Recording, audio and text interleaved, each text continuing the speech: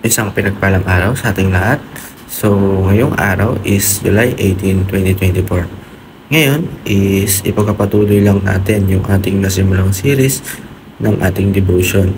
So, bago natin simulan yung ating series ng ating devotion is muli muna nating balikan yung naging series natin last time para dun sa mga bago lang na tagapanood at tagapakinig ng ating devotion. So, yung naging series natin last time ay give yourself fully to the word of the Lord. Kumbaga, sa buhay natin sa mundong ito is napakikli lang. Hindi natin alam kung kailan tayo mamatay.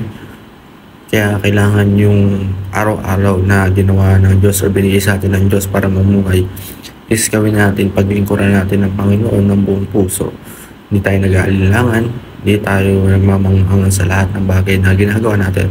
Kailangan gawin na natin yung pinaka-the best na gawain natin o yung way natin para gawin yung trabaho or mission na pinagkaloob sa atin ng Panginoon.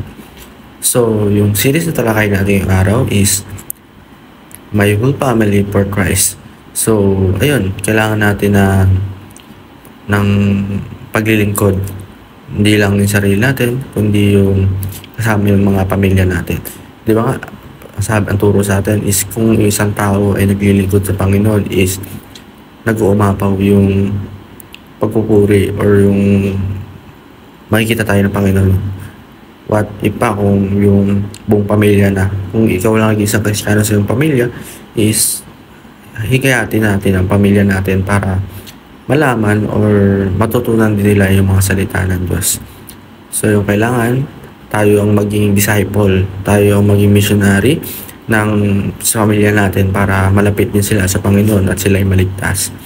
So, yung Bible verse talakay natin yung araw ay 1 Timothy chapter 5 to 8. So, ang sabi dito, anyone who does not provide for their relatives and especially for their own household has denied in faith is more than an unbeliever. So, sa Tagalog, kapag hindi paglaanan ng sino man ang pangailangan ng kanyang sarili o kanyang sambayanan ay tumatalikod sa pagpapamalataya, siya ay masahol pa sa isang mananampalataya. So yun, kailangan pala ng isang tao na mahikayat or hindi lang kung tayo ay nag-aaral ng salita ng Diyos, kailangan rin pala ituro din natin sa iba. Kailangan i-adapt natin to at kailangan pamuhay din natin to sa iba kasi kung hindi daw yun, ay mas masahol pa daw tayo sa isang taong mananampalataya. So para lumako natin talaga, tayo dumako sa una nating katuruan. So una nating katuruan, caring for our elderly is part of worship service. So elderly, kumbaga, yung mga kinikaring natin, yung mga elderly natin is di lang pala yung pag nasa church tayo is di lang tayo nag-worship o naglilingkod sa Panginoon, kundi sa kahit nasaan tayo, basta yung pag-alaga natin or yung pag-provide natin ng care doon sa mga elderly natin is ay parang part ng pagsamba sa Panginoon. Number 2, anyone who does not provide for their family member is worse than unbeliever. Masabi nga dito, kung sino man yung sariling hindi kayang paglingkuran, yung sambayanan o tumatalingkod sa pananampalataya is higit pa dun sa masahol na isang mananampalataya.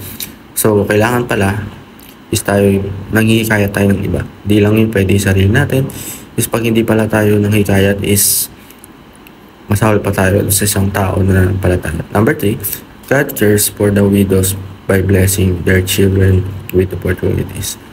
So, sa isang pamilya, meron tayong mga magulang and yung mga magulang natin is kailangan nila mag-provide ng pagtuturo or yung mga pag-aalaga sa kanilang mga anak na dahil sila yung tatanggap or kailangan matanggap din ng lubos na pagpapala at opportunity na binigay ng Diyos.